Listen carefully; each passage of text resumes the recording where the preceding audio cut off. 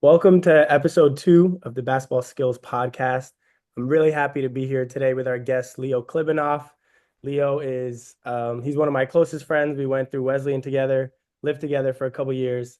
And he was the student assistant coach at Wesleyan for all 4 years of his time at school there, where he worked his way up, started doing just video, and by senior year, he was actually the first seat off the bench as a student, which I don't know many other student assistant coaches who have been given that opportunity. In his time, he coached 7 all-league players, defensive player of the year, all-American, and also we had a NESCAC championship um, added in the mix as well. In the off seasons, throughout the summers, he's working with popular NBA trainers Andrew Moran, Tim Martin, as well, doing NBA pre-draft workouts and helping with the off-season player development workouts for their NBA clients. After he graduated, he went into video and operations with the Texas Legends, who are in the G League affiliate of the Dallas Mavericks. Now he's at Vassar, where they finished third in the Liberty League, even though they were picked eighth in the preseason rankings, which I think is pretty impressive. He coached 2 first team all league players, first team all Liberty League, and the player of the year of the Liberty League, who was also named as a D3 All American. So pretty impressive resume, especially considering you're only 2 years out of school, just like me. I'm really happy to have you. Thanks for coming on, and I'm looking forward to talking about some interesting stuff. Thank you. Appreciate all that. Good to be back with Rav. Let's go. Of course, of course. So I think the best place to start, you have experience both as an assistant coach, as well as a player development coach. When you started as a student assistant, it was more on the player development side, and that kind of grew into more of a conventional assistant coach role. One thing that I talk about is the almost like contradictory agendas of team coaches versus individual player coaches. You've been on both sides. You've seen all the aspects of that. So I think our listeners would be interested to hear, can you kind of detail what these differences are, and how you can, be a player development coach and an assistant coach, and how is the approach differ in both roles? Yeah, I think, when you're an assistant coach but running player development workouts, you're trying to, you know, obviously refine skills, but you're more refining the skills for your team system. So, I think you can do this on offense and defense, like even work on defense and workouts, but you're also trying to figure out how you can players play within the flow of offense and play within your flow of the offense. So a lot of it is, yeah, we're trying to work on your skills and get you more skilled. We're always trying to do that. But it's like, how can we do that, but also incorporate team concepts so that they're doing both at the same time? And so like that's big for me. Like during the season, I'm trying to like quick workouts. Like we're 30 minutes max because we're practicing every day. We got at least 2 games a week. It's like, how can we be super quick and efficient while working on skills and like, you know, 5 minute segments max, while getting shots up. Because like while you're in season, you don't want to work the body too hard with a workout. We're trying to be quick and efficient, but also getting shots up and also working within our team's offensive and sometimes defensive concepts. Well, I think in the off season, these workouts are longer, 45 to an hour, and we're more working on skills. So like what skills can we, can we get? Can we shoot in different ways? Can we, finish in different ways? How can our reads improve in ball screens? So like for me over the course of the years is like I everything's more like feel based. So like how can we improve your IQ? And so that's definitely the similarities. Like I'm trying to build IQ all the time between if it's whether in season or out of season. But yeah, just more like I think longer workouts out of season and just more focused on their individual skills, less so than the team skills, because we can really do that a lot more in season. Mhm. Yeah. And one thing you mentioned there, which I love is um, the application of the IQ element. I think a lot of young players just get shots up. they don't really think about how does this translate to the game. And you see a lot of guys who shoot really well in practice, they shoot really well in workouts, but then they get in game situations, it doesn't really translate. How do you simulate that in your workouts? Like Yeah, working there's a ton. IQ and obviously Yeah, about the film. and it's the thing I've focused on the most as of lately as when I'm training guys is like how can I do that? And so everything I like doing just like scenarios and parameters in my workout. So it's like, if I'm going to point a direction and you got to go that direction, or I'm going to say something and you've got to have a reaction based on that, or like I'm the low man and like you got to read me as the low man of whether I'm, committing or I'm not committing. So either you're going to finish at the rim or you're going to hit the opposite corner as he lifts up. So like that's why I like to have multiple guys in a workout because Mm, like you can then integrate these concepts and reads with multiple guys while also having a defender. So I like that's the biggest thing for me is that like to play basketball now at the higher levels, like you gotta be able to read the game and you got to do it in game like situations. And I try to just like have different parameters for these guys to do those. mhm. And how much would you say film plays a part in that? Because on the court, you're reading, you're reacting, but it's also the understanding of if you're the assistant coach, this is our system. These are the actions that you're going to have in the game. These are the potential ways that other teams are going to guard those actions. Is it mostly on court? Do you sit down and break down the film for player development purposes, beyond just scouting as well? Yeah, so I'd say last year when I was with the Legends in the G League, the way it was broken down is that each coach, we had three assistant coaches. They had a player. So they had multiple players. They'd have like three players. And so those are their guys, and they'd break down their film for them. And so whether it was pre or post practice or pre-game, like if you ever watch like, an NBA game and you see a coach on the bench with their computer and a player by the side, that's because that's their player and they're watching like usually from their last game, they're breaking down the film with them. Mm, So that was what I learned last year. And then this year, something my coach does at Vassars that I really like is every Monday, we usually play Friday, Saturday. So every Monday, me and my coach, go to the dining hall. We get it there like 8 a.m. On Sunday, we spend all day breaking down our weekend's worth of games. And we have individual player meetings for 15 minutes. And so what we do is, we talk about the weekend, get their thoughts, and then we dive into the film and we clip up personally, we clip up their clips. So you'll look at like our timeline on our video breakdown of like the game and we clip up, hey, like that's Shay Fitzgerald, that's Nate Denham. Like they all have their timeline of clips and we'll just click through them and we'll watch them. So we try to like, hammer home the team concepts too, which we'll do in practice more with film. But we want to talk about the game, what they're seeing, what we're seeing, so that they can improve their IQ. that's awesome. That's awesome. Especially because I think, you've worked with a lot of pro guys and obviously being in the G League on the video side. Um, I think that's something that at the lower levels, players don't really get.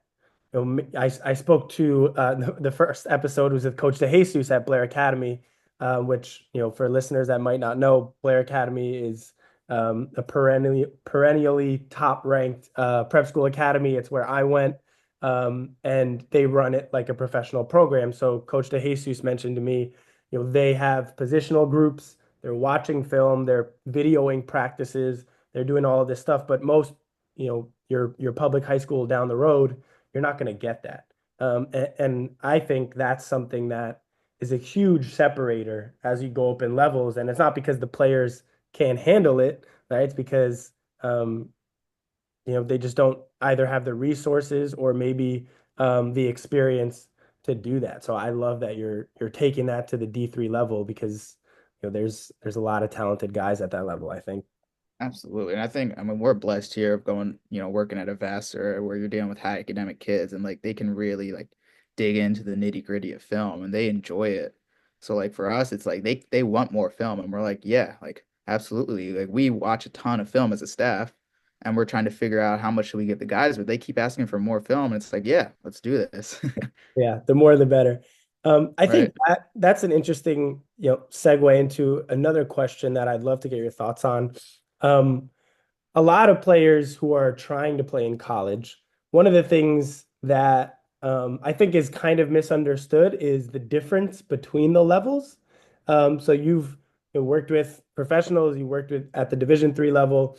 Um, how would you how would you delineate, the different levels of college basketball and then the differences between, like a high Division 1 program like a Duke, UNC, Auburn, from you know, actually making it to the league. And then, you've worked with overseas guys. If you want to talk about that a little bit as well, I'd be interested to hear your thoughts on the differences between those levels. Yeah, I think player wise, like I've dealt with a lot of high level players, like with his at Wesley, and as you said, like we had a ton of success with our player accolades, and here, I'm seeing it. We're starting to get built at here, and being at the G, and then just working with NBA players, like the mentality of the great players doesn't really change. Their athleticism, their speed of like D3 to D1 to NBA, it's a little bit different. Hmm. Skill level, like yeah, the NBA players are so skilled. You're gonna watch them get in a workout, they're gonna go for 40 minutes, they're gonna miss a couple shots, but they take each rep so seriously. Whereas it's college, it's like watching the pre-draft guys, like you see the difference between an NBA and a pre and a college guy who's trying to make the pros. It's just different level of focus and mentality in their workouts. Hmm. Um, but like these guys are all, I think everyone's so skilled. Like Division 3 to Division 1, like the skill level is not that different. It's your speed and athleticism the most. And then once you get to the pro, yeah, those guys are just ultra talented, but they work so hard and they take it so seriously. Hmm. What about on the mental side? That's something you kind of referenced of just like the focus that pros have versus college guys and maybe the mental approach to workouts as well. Yeah, and like being in the G League, like those guys are as talented as NBA players. And for them, it's figuring out, hey, like it's really hard to make the league. Like you're working in a G League team to be the 15th guy on an NBA team.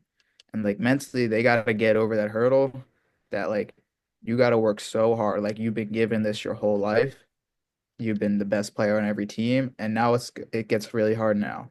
So for them, it's like the players that advance to the NBA is because they get it mentally. Like, yeah, everyone's as good as me now, if not better. I've got to work at it, and I got to be like a complete pro to get there. Do you feel like that's something that is just innate? Like some people just naturally get it? Or do you think like are there things that you were working on with players in the G League that to help them have that realization, help them work on understanding their role while also maintaining confidence, not being dejected? Yeah, absolutely. I think, and it's a business. Like sometimes, like it's way more to business in the NBA, the G League, than it is in college. Mhm. College kind of moving that way, Division 1, but like a lot of times for the players, it's like, they get it when they get cut or they don't get that two-way spot. They're like, well, I got to work for this now.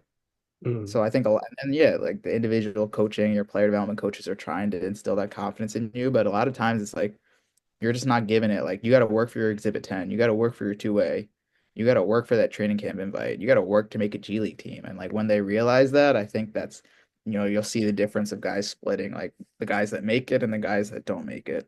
Mhm. Yeah. Yeah.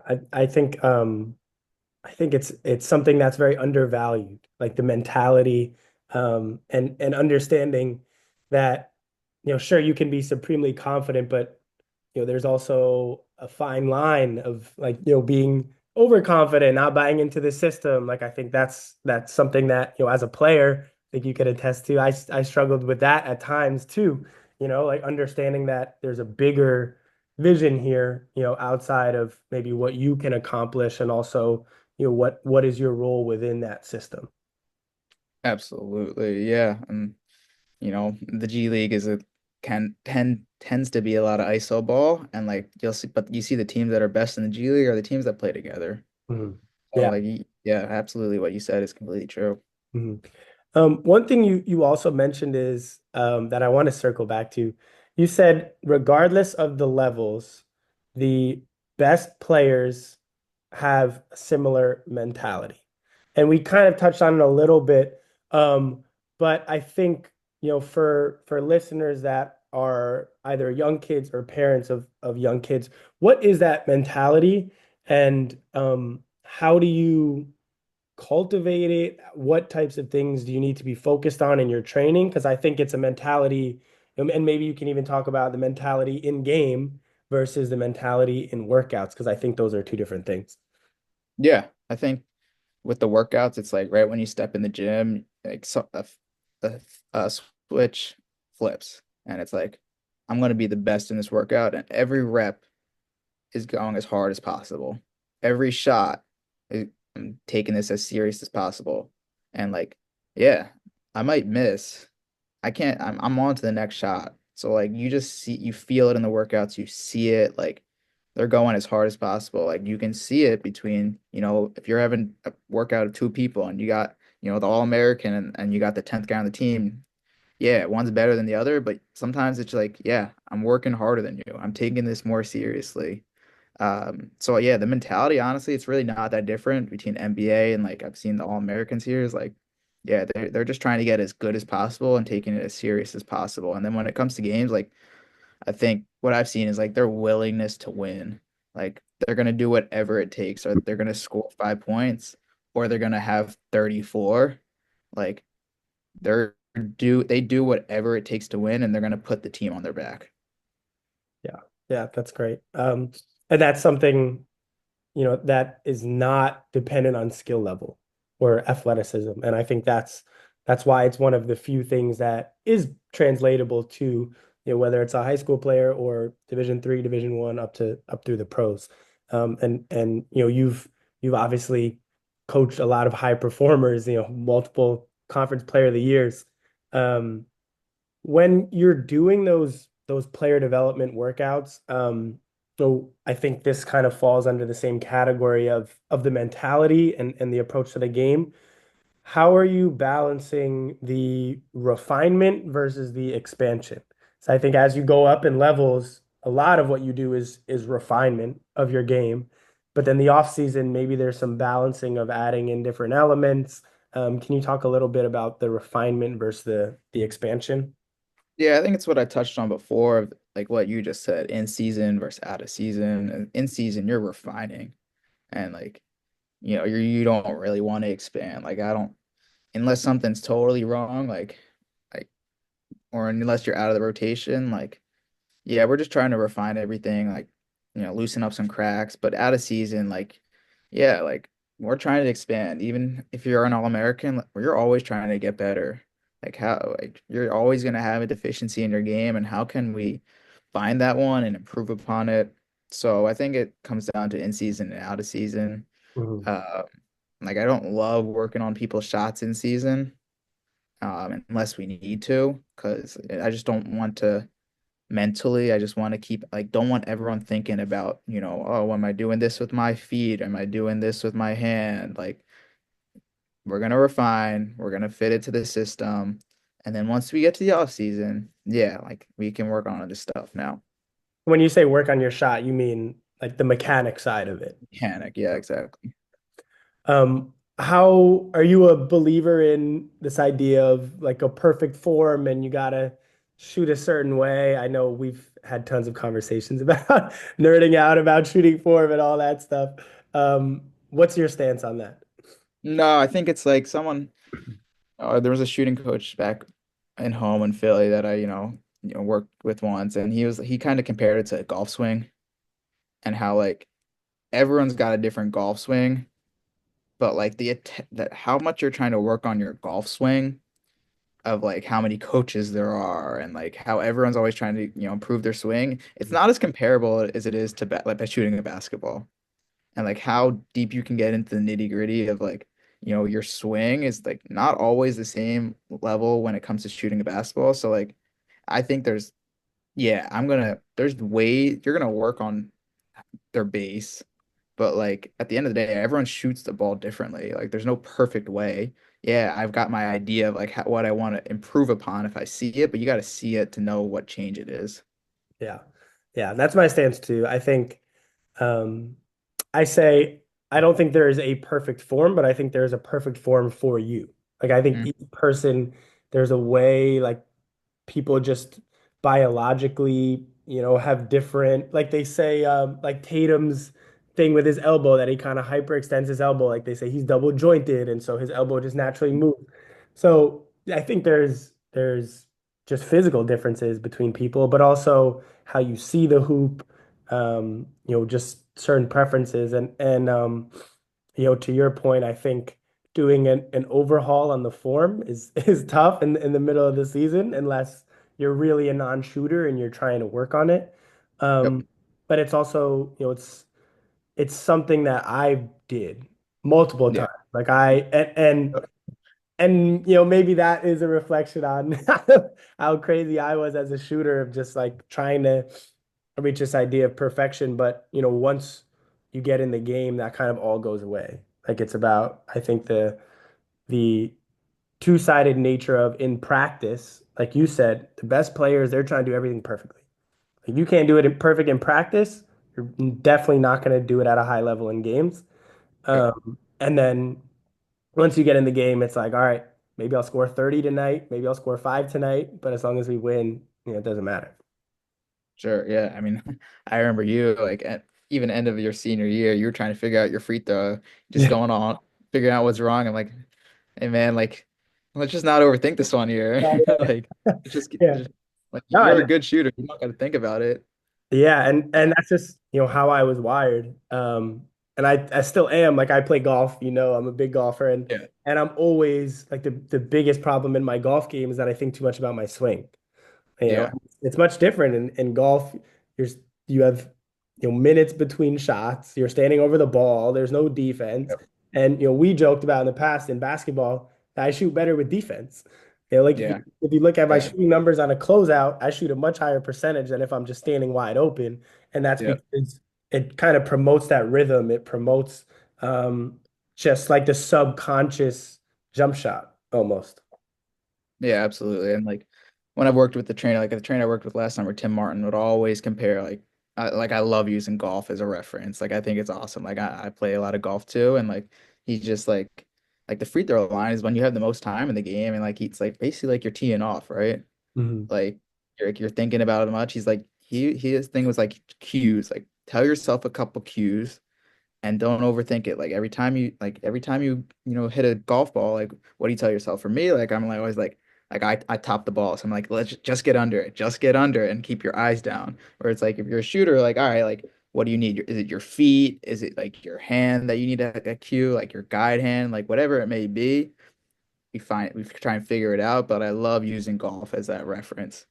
Yeah, I train a lot with Ross Burns, who is another prominent NBA trainer. Leo, I know you know Ross. Um, he gave the analogy, another golf analogy actually, which was when you're at the free throw line, you're using your driver swing. Like basically, your 3-point shot you're doing at the free throw line. But when you're at Right. the free throw line, when in golf, he's like you're on the putting green. You're on Yeah. the putting green. You're right in front of the basket. Use the putting stroke. Don't use the driver swing. So Yeah. that's something that after I graduated, we worked a lot on that in the off season. And then when I went to Israel, my free throw was much improved. And in practice, I remember my coach trying to get in my head, citing my my senior year free throw percentage. But that was something that really helped of, almost like shooting it like a form shot, kind of, just Right. about the thing you need to do, just set the ball and just kind of put it in. Absolutely. No, that's a I like that one. I might have to use that going forward. That's all right. You don't have to credit me. Um, but what about I think we've talked about this, but I think diving a little bit deeper into the mental side of shooting, because I think shooting is one element of the game that is so much more mental than any other. Defense, sure, it's reading defense, it's where you're positioning. If you're a point guard, reading the defense, anticipating what your players are doing, but shooting is, you know, shooting you can shoot 10 for 12 one night and go 0 for 12 the next. And there's a lot of roller coasters. And when you think about, I guess, your perspective on shooting, but then also the best shooters that you've worked with, are there common threads in that mentality and the approach in I guess like thinking about how to maintain confidence going through droughts? That's what, a lot of people have come to me and said I lack confidence shooting. Like how do you address those kinds of issues? Just like you said, instilling the confidence. Like one of our players before the season, he had a great like preseason. Like he shot the ball really well in training camp. And then we got to the first couple weekends and he's like, what do you think? Like, what do you think's going on? Like, I feel like, I'm shooting a little bit left. I just went to him like, dude, you're one of our best shooters on our team. Don't ever think about what you're doing before the shot. Just let it go. And like we just told him to let it go. And I think that helped him a lot. Like whenever he kept working out, like he never was asking me like, what am I doing in this, in this. So it was just don't let him overthink it. Like we had one of our players, he had a bad shooting night versus RPI. He was like, he's the first team all league guy. And I'm, the next day he's like, he asked me and Ryan, my coach, he's like, what do you guys think? Like, why do you think it's not falling? We're like, dude, every shot you shot was a great shot that you've hit all year. Continue shooting it. And like that's what we just try and instill the confidence. Like don't overthink it. Like you guys worked way too hard to like these are not common things that are gonna happen every game and just like trying to get them back in rhythm and just have confidence. It's our Mhm. biggest thing. Yeah, that's great. I think I've played for coaches in the past that if you're missing shots, oh, it's not your night, sit on the bench. But Right. those are also the guys that one, they're attracting the attention of the defense. And two, when the game comes down to the wire, maybe they're 1 for 10, but they finish the game 2 for 11 because they made the game-winning shot. That's it's something that's Exactly. not uncommon. And and I guess my perspective is, thinking about my career, I was a very confident player. And Absolutely. and for me, that came from workouts. Yeah. And you talk about in season efficiency with workouts, which I think is always important. Um, and that's something that we move towards, obviously in our workouts later in my career and with ankle injuries and things like Yeah. that. Um, but part of what gave me confidence was just seeing the ball go in the basket. Right? Like Yeah. if I go to the gym for 2 hours on a Sunday because I have nothing else to do, and I see the ball go in the basket 600 times in those 2 hours, like I come into practice on Monday and I'm feeling pretty good about myself. You know, do you think that how much do you think that practice plays a role in confidence? I think it does in the beginning of the year. And I think if you're a guy trying to break the rotation or you're on the bench, like practice is really important during the whole year. I think as you get into the later stages of the season, like a lot of it is we're trying to protect our guys a little bit, maybe you're resting this, 4 minute game or whatever it may be. But like I think, the guys that are hungry for minutes that are not, you know, guaranteed their allotted minutes every game is like, yeah, practice is really important for you guys. So like we play so much live in our practice. Like I think it's awesome. Like from the get-go, we're playing live drills. And so like we are trying to get them game speed reps, but also yeah, it's gonna help you have confidence, but it might take away at the same time if you're not playing well. But you Mhm. know, if you're getting more playing time, you're getting your legs moving, that's what we're all about here. Mhm. Yeah, no, that's great.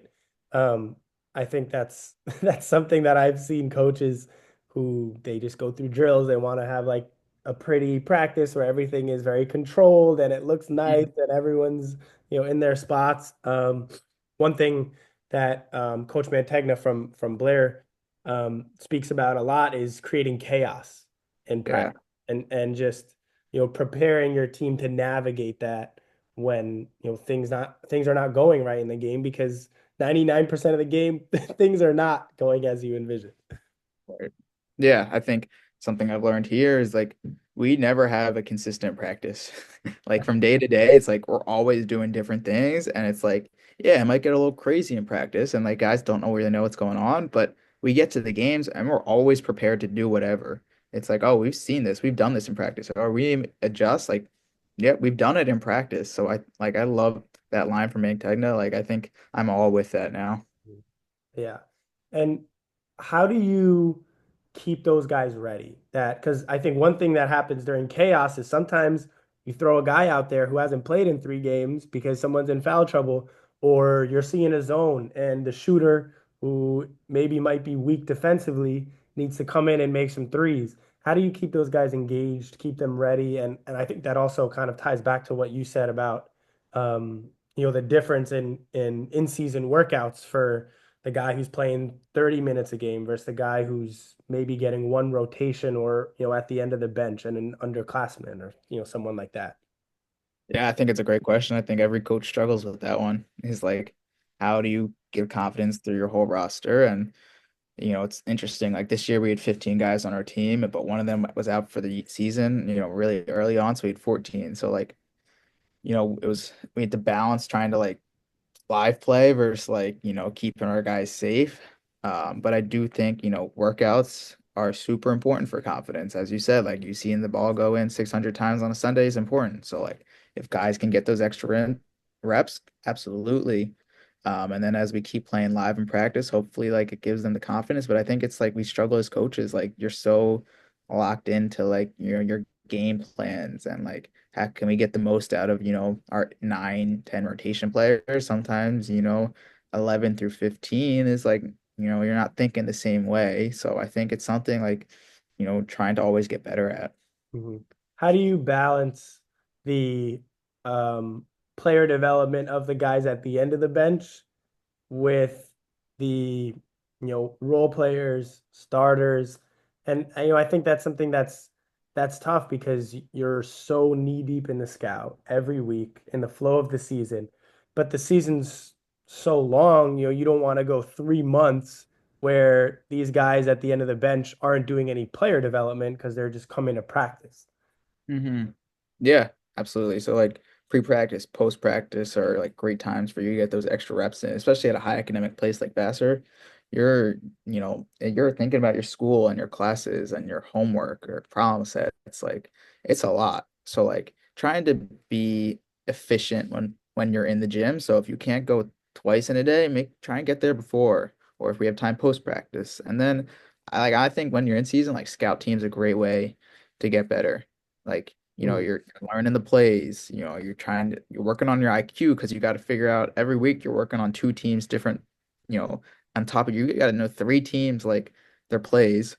And then you're kind of the man sometimes. Like, hey, you got to be the other team's best player. Like, you're going to get a ton of shots up against our first team. And so mhm, I think scout team's an awesome way to like develop guys and give them confidence as well. mhm. Yeah. I'm I am gonna prompt this question and then I'm gonna say something to give you time to think about it. I think taking a turn and doing something a little fun could be interesting.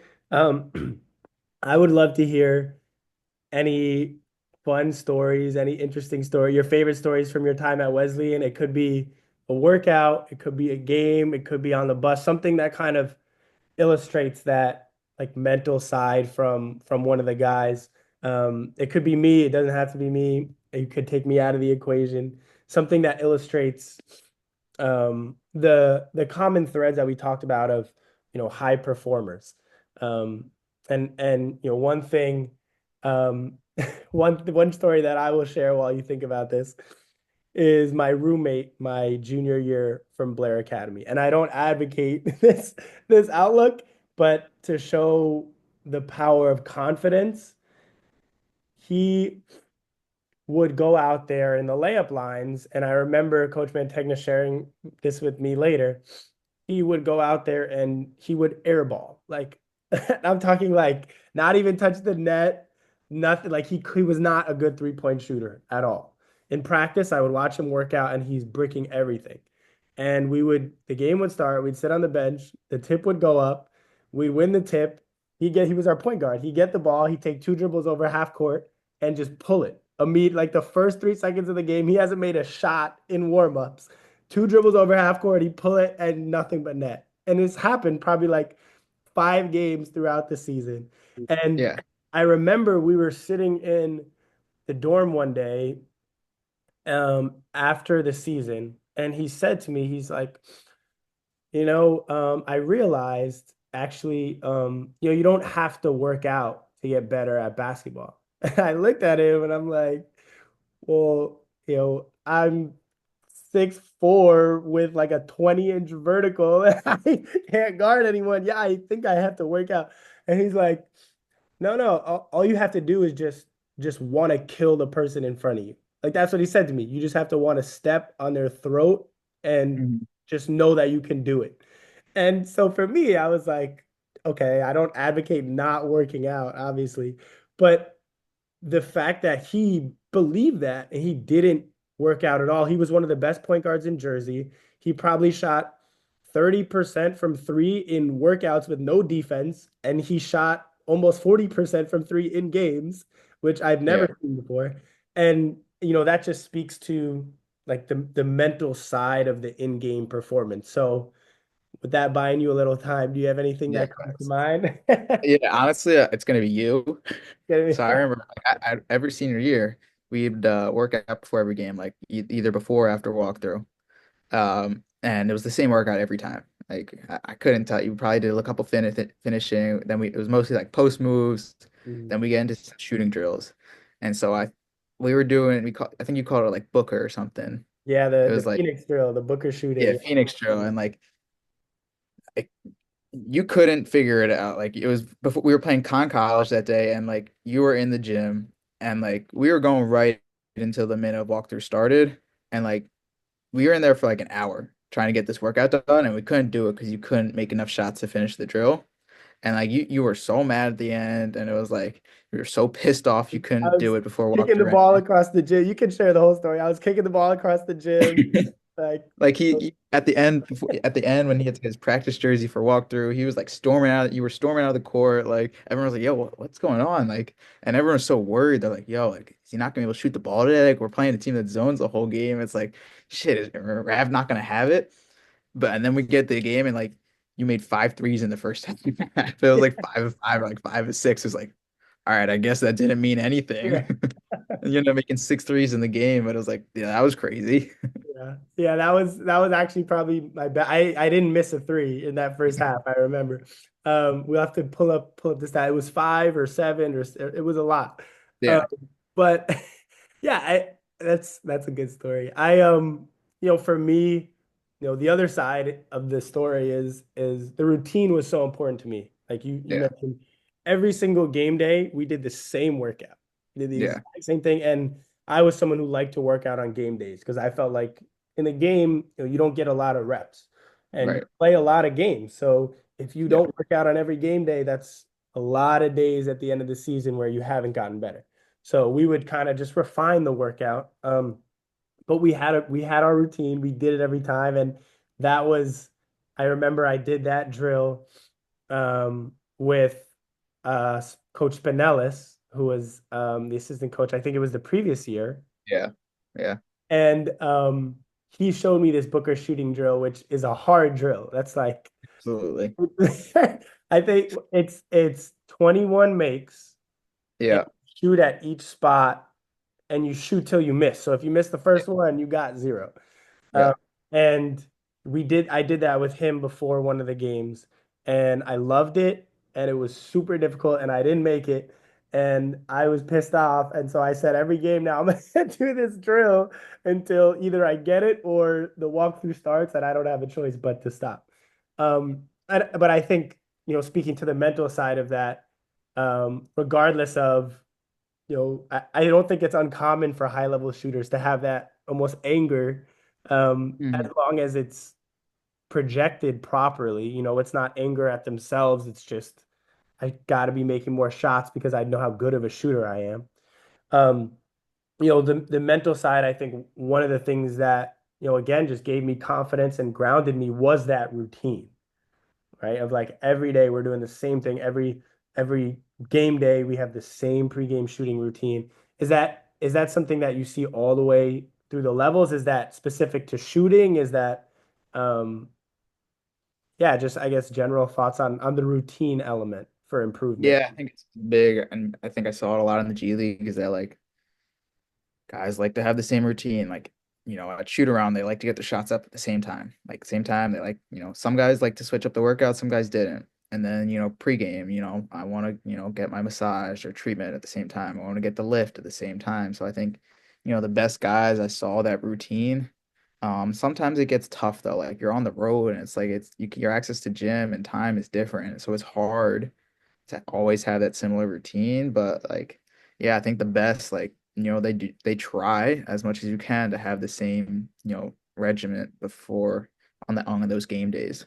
Mhm. Yeah, I remember seeing a video of Donovan Mitchell talking about his pregame routine, and he said, basically from the second I wake up, the entire day is planned all the way through the end of the game.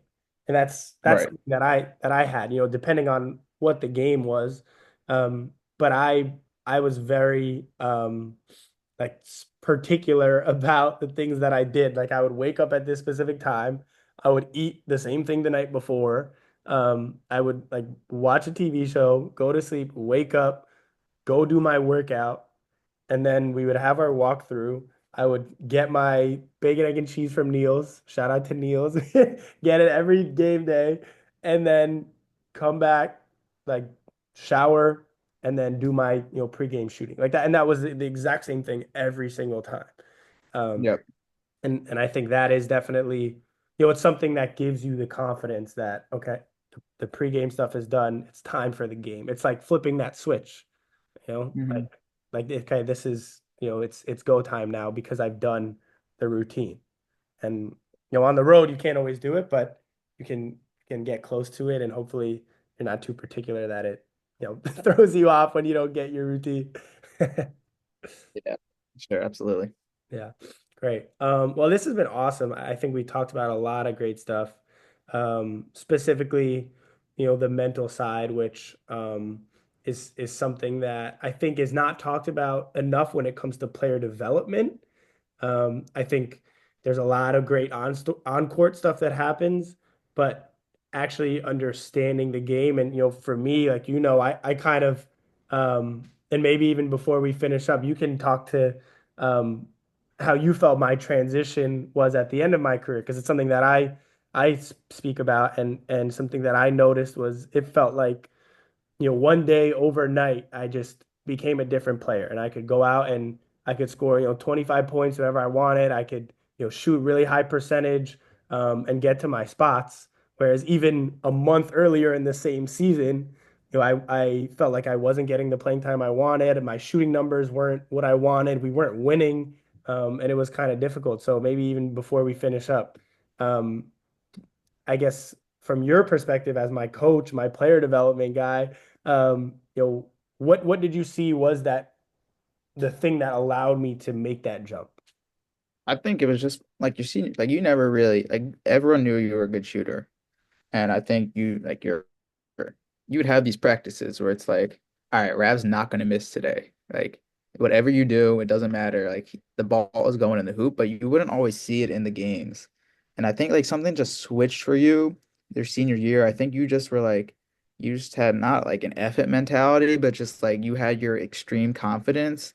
And it just like something switched where it's like I have that confidence in practice, but like even in the games, I might get subbed out, but I know like I have this mentality. I took a gap year. I prep like, like I know I'm so good and like it doesn't matter if I'm not making shots. I'm going to continue to be a good shooter. And I think like that's why you shot like 38, 39% from three your senior year. Like why you had your best season yet is like you just like everything came together. It's like you started seeing those moments in practice and then you had the games like that, like Con or like, like Bates, like where you just like, all right, like Rav's not going to miss tonight Mhm. and like everything just came together. I think you just like growing as a person and understanding like playing college basketball for 4 years, like yeah, like I get it now.